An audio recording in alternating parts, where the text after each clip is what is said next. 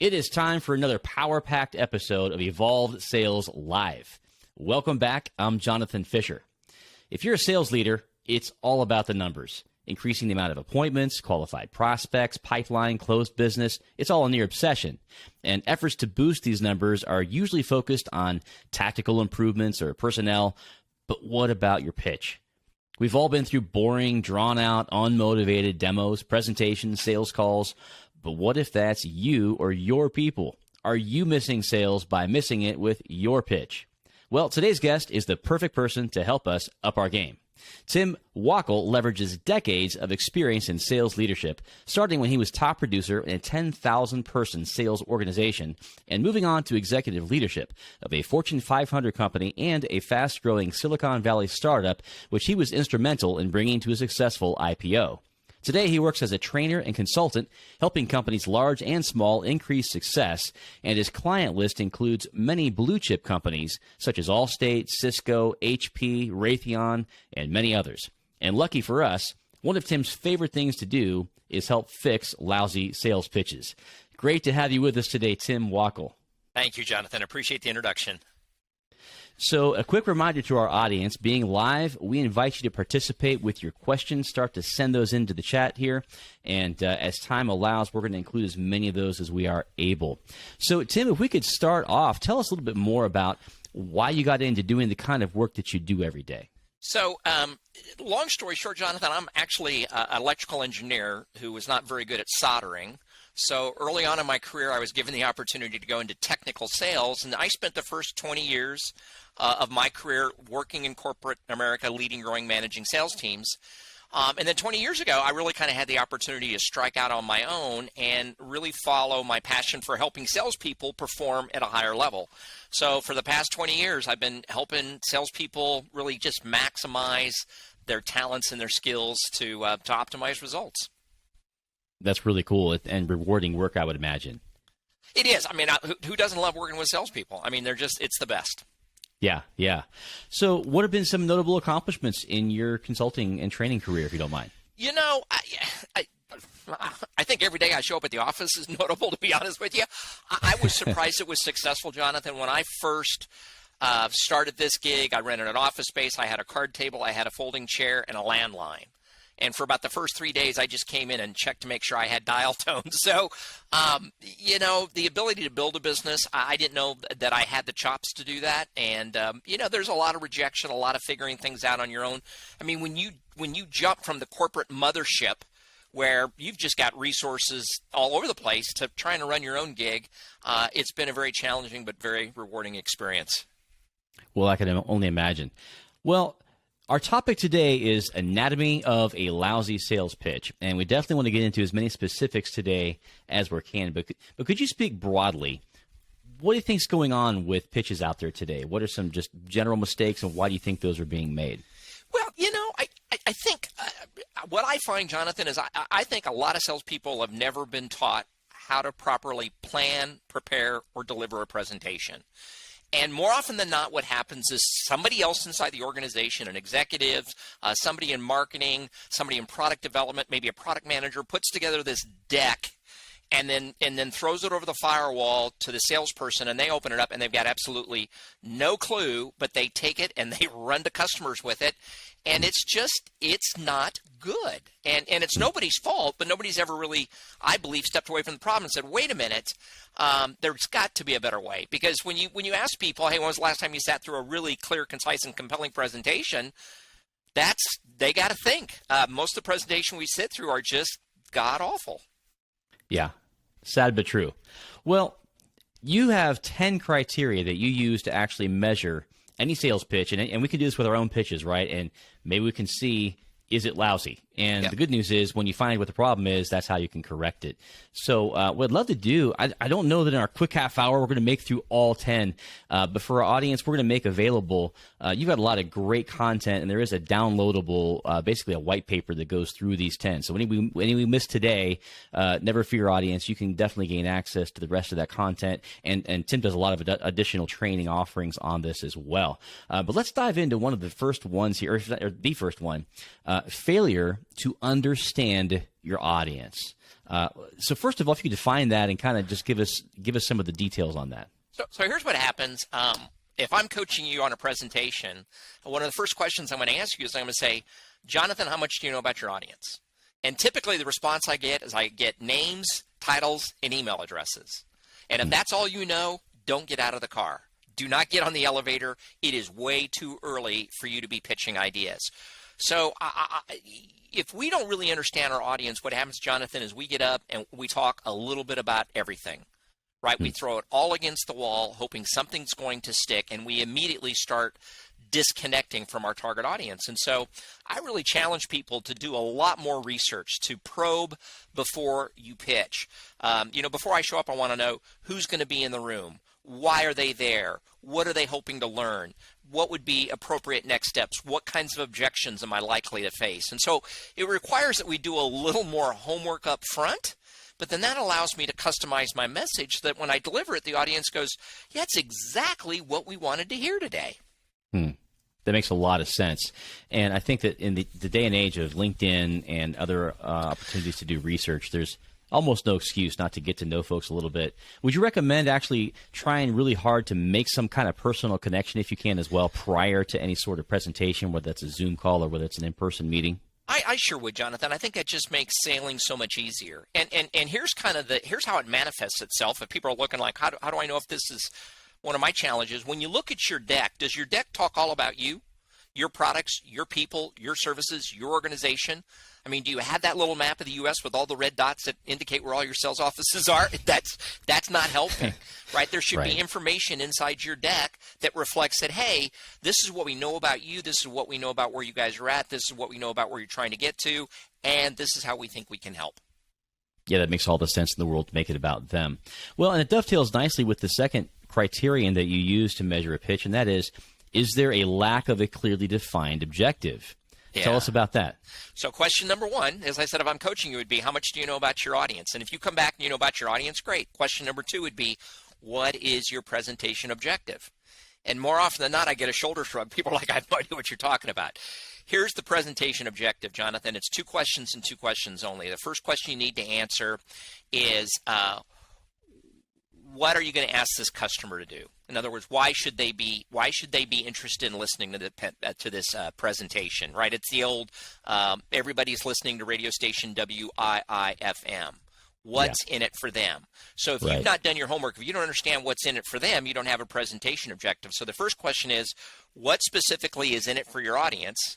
And then the second question is, what specifically are you going to ask them to do? So it's really kind of this 1-2 punch of, hey, the reason I'm here today is I believe I can increase your sales by 30%. But in order to do that, you're going to have to engage my services as a sales trainer. And so you've got this quid pro quo of, my hypothesis is I can help grow your business by 30%. But you're going to have to engage my services. And it gives people a reason. Number one, it gives your audience a reason to listen, which is good. But number two, you're telling them up front, this is how I'm going to close this presentation. I want you to buy my widget today because I think it'll increase your sales by 20 million. What am I going to ask you to do? I'm going to ask you to buy my widget. Why should you do it? Because I'm going to increase sales by 20 million. So you know early on that at the end of this presentation, instead of saying, are there any questions? I'm going to say instead, hey, I hope I've demonstrated to you how this widget's going to help grow your sales by 20 million. And as I said at the beginning of the presentation, what, if anything, is going to prevent you guys from taking that next step? So it just helps you get crystal clear on what are you going to ask for and why should they do it. Do you think that takes a little bit of courage on the part of the presenter to go there, right? Do you think that's part of it? We'd rather leave it kind of open-ended and see if they want to come to us. Is that part of the issue? Sure. Yeah, because you know what? You're taking a shot in the dark sometimes. Sometimes, even though I say understand your audience, sometimes you don't get all the information. And sometimes, Jonathan, you as a presenter won't know exactly where the bullseye is. I'm going to tell you that's okay. Because if your presentation simply lands on the target someplace, your audience is going to say, well, wait a minute, that's interesting. That's close. But what we really want to do is this instead. When you show up and you spray and pray, they're like, well, you're not even in the right zip code. Yeah. So you may not know the tip of the spear, but if you can just get close, you're going to have an engaged listener. That makes a lot of sense. Well, the next question I know that you're going to ask is, are you using too much data? And it seems like we probably should be concise on this point. Right. I think every presentation should be built around 3 things and 3 ideas only. And what we find, Jonathan, is that we've got agendas that have 10, 12, 15 bullets on them, and people just can't comprehend that. If I showed up and I said, Jonathan, I want you to buy my widget, why? I think we can increase your sales by 20 million. And you know what, Jonathan, today I got 15 things I want to share with you. You were interested until I said I got 15 things to share with you. Yeah. But if I'd say instead, hey, I've only got 3 things, I've only got 3 ideas you need to walk away with, you're like, really? Only 3? It's provocative. It gets you engaged. You're like, really? There's only 3 big ideas, and that's and it's not a Jedi mind trick. It's really about taking your information and parsing it into 3 big packages that customers, your audience, can get their head around. Yeah, if I'm hearing you, this is mostly about positioning. You may have to cover multiple data points, way beyond 3 in number if you literally listed them. But if we position it that way, then we're not going to get the desired impact. So let's break it down. How can we categorize it by rubric that makes it simpler for people? Is that am I hearing that correctly? Exactly. Yeah. What are the 3 chapter titles? Now, inside each chapter, I may get some more details, but when you walk away from my presentation and you bump into a colleague in the hall, and the colleague goes, what was Wackel pitching? You can say, well, he wants us to buy his widget. And your colleague would say, why? And you'd say, well, Wackel said he could save us $20 million. And your colleague would say, well, what did Wackel talk about? And you'd say, well, he talked about their tools, he talked about their technology, and he talked about their track record. You become a walking billboard for me because I made the presentation easy for you to understand and easy for you to remember. Love it. Love it. So what's the next one? If we're not going to bore them with too much data, what's the next issue we need to be aware of? Well, I always like to, I sometimes find that there's a failure to excite or a failure to engage. And what I'm talking about there is the first couple of minutes of your presentation.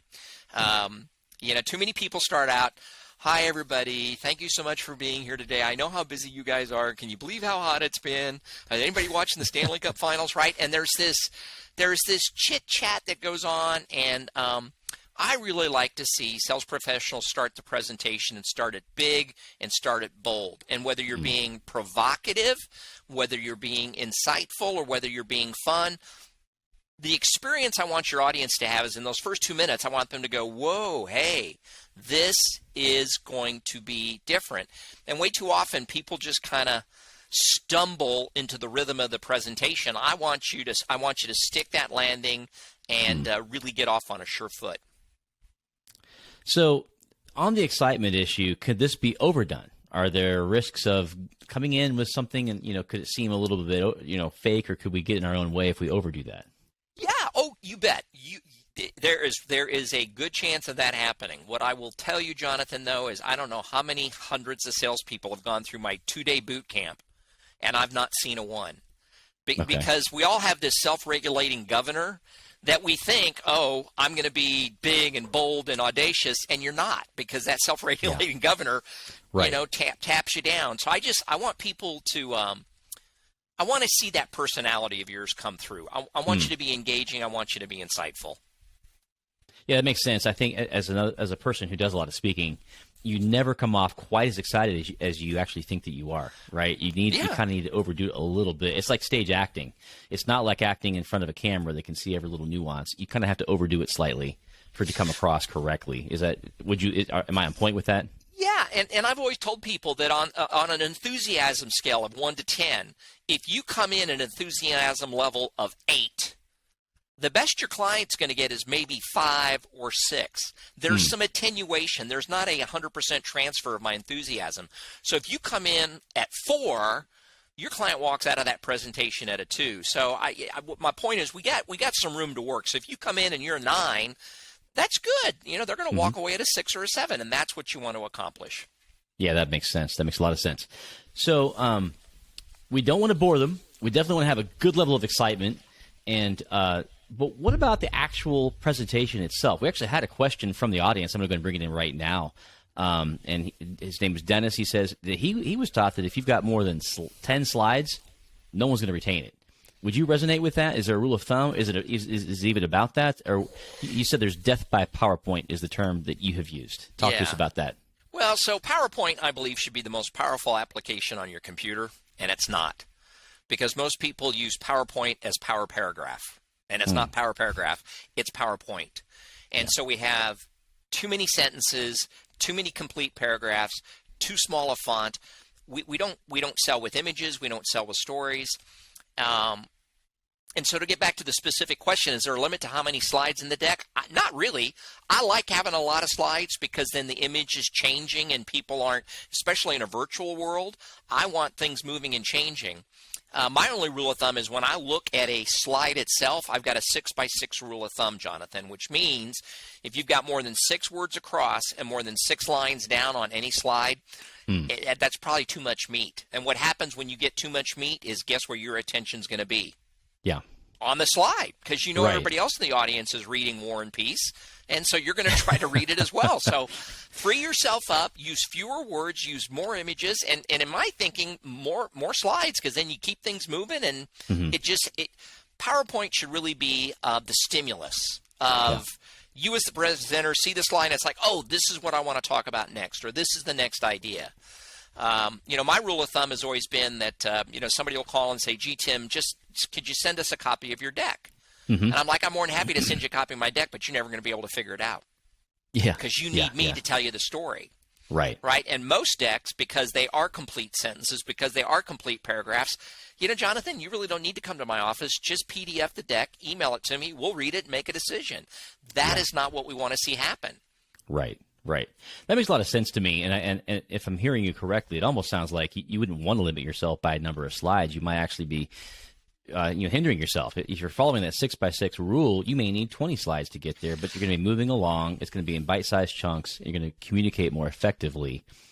Is that correct? And also the other point you made too, I like that a lot. If you as the presenter are not essential to getting the message across and just giving it away, you're probably doing it wrong, right? Summary judgment's going to be made, and it's almost never in your favor in that case, correct?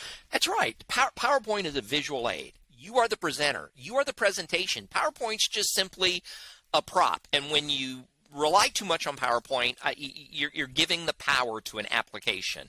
You need to retain that power. Yeah, I love that. Well, and part of it, too, is that your personality is such a big key component of how you convey the message. There's not much personality in even the best designed written presentation, right? I mean, even world-class copywriters can get a little bit of personality into the copy, right?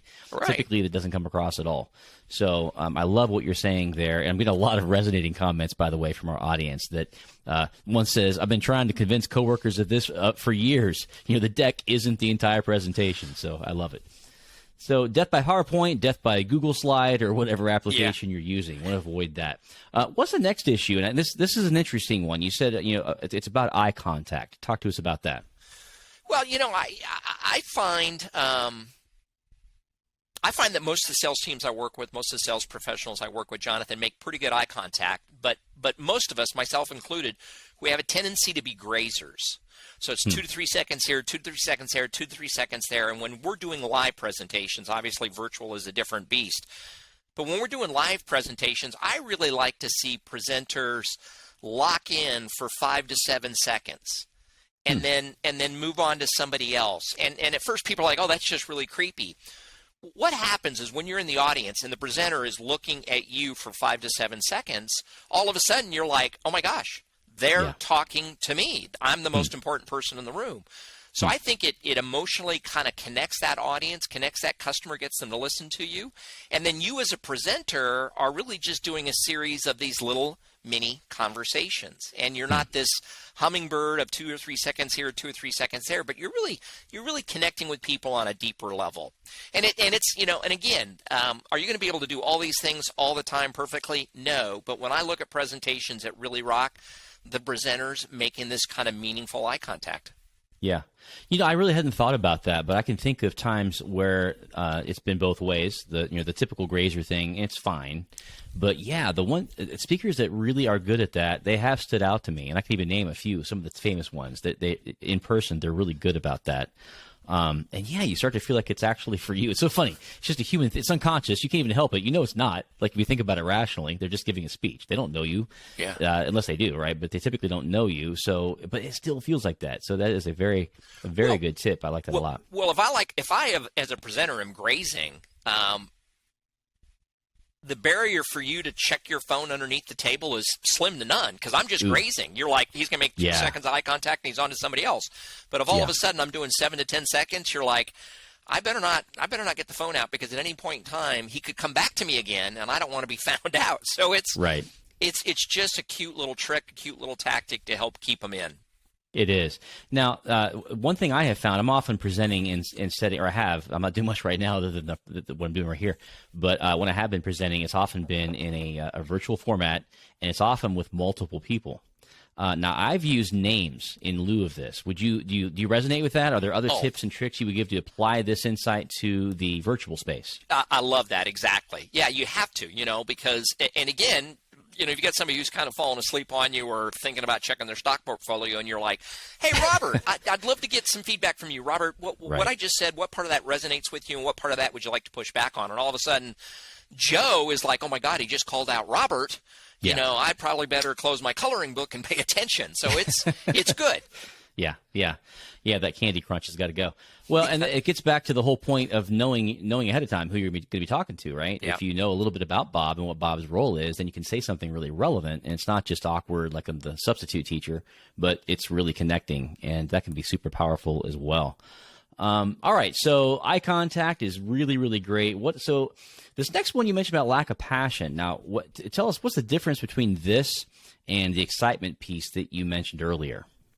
So that's a very good question. So excitement, when I talk about excitement, it's this at the very beginning, I want to be exciting or engaging. Maybe engaging might be a better word.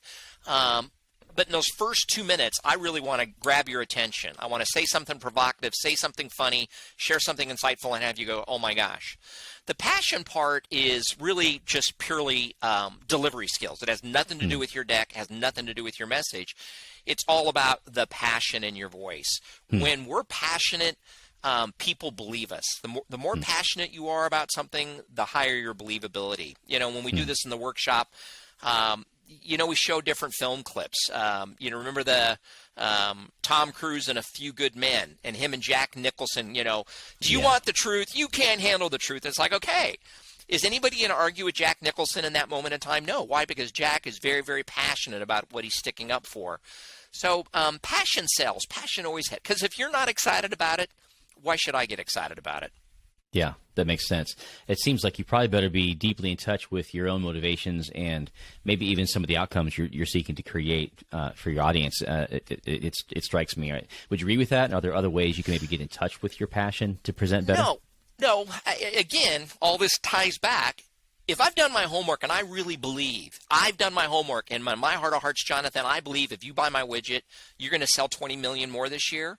Why wouldn't I be passionate about delivering that message to you? I am here because I can show you a way to produce another 20 million. My God, isn't this great news? And so when you do your homework and you really understand the customer situation and you really feel like you have a viable solution, how can you not be passionate? I mean, as salespeople, we're there to help. And you've got this teed up. They got a square hole. You got a square peg. Who's not excited about that possibility? Yeah, that makes a lot of sense. So the next one then is looking nervous is a danger. Now, how do you even help that, first of all, right? And are there some tips and tricks? I mean, some people just feel butterflies. Maybe they don't even know whether they do or don't feel nervous. So give us some good recommendations on this. This is probably just as important, again, keeping sort of that virtual versus in real space, the difference between those two. Talk to us about that. So we all get nervous. Yeah, I don't have any practical advice on how to not get nervous. I was nervous before you and I started today. I think if you're not nervous at some level, you probably need to go see a doctor. But what we want to be aware of is any kind of nervous tics we might have. So whether it's virtual or leading, sometimes I see people in front of a room and, they kind of start doing the rocking back and forth, or, the men will put their hands in their pockets and start rattling the change. And I'm like, what's going on there? Or people with a remote, if you're doing PowerPoint and they take that remote and they thrust it at the screen like it's got some gyro in it. It's like, that's just a little Bluetooth. You don't need to violently throw that. So it's being aware of our little idiosyncrasies. And the number one tip there is record yourself. We all walk around with this device known as a digital phone, and guess what? There's a recorder built into it. So whether you're practicing a virtual presentation or whether you want to rehearse a real presentation, just look for these tics and these tendencies you seem to have, and then just be aware of them. That's good. That's good. Well, it's almost like fear in general. Nervousness is maybe a subset of fear, and somebody said that courage isn't the absence of fear. It's managing that fear and still doing what's called upon you to do. So looking nervous is an issue that you can solve by practicing and being well prepared, which brings us very nicely to your next point, right? Talk to us about rehearsal. People don't rehearse. It's just that rare is the person that shows up in one of my workshops and is over rehearsed. And it's rehearsal. And this is what I want all your listeners to understand. It's actually physically rehearsing. Early on in my career, I'd get on the airplane and I'd be sitting there in row 21B of an American Airlines MD-80, which is exit row aisle, and I'd have my computer open, and in my head, I'm going through the presentation. And at this, I am just so charming here, and on this slide, I'm witty, and now I'm telling the story, and it's funny, because that little voice inside my head is a fantastic presenter. But then I'd get off the airplane and actually have to verbalize that, and all of a sudden, the little voice inside my head got shy. Yeah. And he started stuttering. And it's like, what happened? So when I say rehearse, it's the good old-fashioned go through the deck, stand up, say the words out loud, because that's where you start picking up nervous tics. You know what I mean? Like sometimes, you know what I mean, Jonathan? We have these little, you know what I mean? These little idiosyncrasies, you know what I mean? I know what you mean. Yeah, you know what I mean? I do. And so that's just really spend some time rehearsing, because people are like, I'm so nervous. It's like, trust me, if you rehearse this 25 times, I guarantee you're going to be less nervous because you now understand the emotion of what you're trying to pull off. Yeah, love that. And maybe practice with colleagues instead of practicing on prospects, right? Like get some feedback and. well, only if you want your children to eat. So that's your call. Right. I love it. Well, I think we've made it, right? We're on the final one, are we not? On ending with an inspirational deficit. We're not going to make that mistake today. So let's nail this one. Well, ending with that inspirational deficit. What's the last slide in almost 90% of presentations? It has 2 words on it, and it says, thank you. We get done presenting, and it's like, thank you, thank you, thank you. It's like we're a docent working in a museum. When you finish a presentation, there needs to be a call to action. And if you'll remember, I said you need to have a presentation objective. So up front, you say, hey, the reason I'm here today, I want you to buy my widget. Why? I think it's going to help you produce 20 more million in sales. So at the end of the presentation, you recap. You go through your 3 talking points, the 3 big ideas, and then you finish by memorizing a simple question. And it's like, hey, guys, at the beginning of this presentation, I said I wanted you to buy my widget. Why? I believe I've demonstrated to you I can help you sell 20 more million this year. I talked about 3 things and 3 things only: our tools, our technology, and our track record. So in closing today, my final question to you is this: what, if anything, is preventing you from taking that next step with me right now? And here's what's going to happen, Jonathan. Nobody's going to take the next step with you. But silence is not an option. While I'm in front of that room, I want to hear your concerns. I want to hear your objections. I want to hear where you stand. Because when you end with thank you, you pack up your stuff, you go back to the office, and you wait days, weeks, months, and you never hear anything back. And you're like, well, I never got any feedback. It's like, well, you didn't ask for feedback. So I want people to really bookend their presentation and close by asking that powerful closing question. I love it. Well, my call to action to our audience today is grab yourself a copy of Tim's white paper on this topic by following the link. That if this is a recording, you're going to go to the show notes. And if you're here with us right now, I just messaged our audience in the chat section. You can go to timwackel.com/training/anatomy-lousy-pitch.